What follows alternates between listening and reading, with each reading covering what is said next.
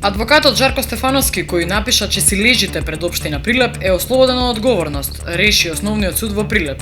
Постапката против него се водеше затоа што пред зградата на општина Прилеп на асфалтот со боја го испишал графитот че си лежите, со што според полицијата ги заслепувал учесниците во сообраќајот и го одвраќал нивното внимание, во мерка која можела да биде опасна по безбедноста во сообраќајот. Управата за хидрометеолошки работи објави предупредување за поларните температури проследени со снег и ветар кои се очекуваат во наредните денови. Значителна промена на времето ќе има од утре, кога поради спуштање на поларната воздушна маса од север ќе има снег најпрво во северните и западните, а потоа и во останатите делови на земјата.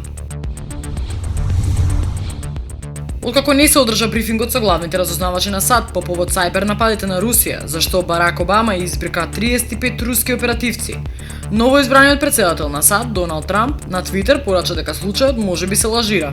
Брифингот на разузнавачките служби за така нареченото руско хакирање е одложен за во петок, можеби за добивање на време за изградба на случајот. Многу чудно, напиша Трамп на Твитер.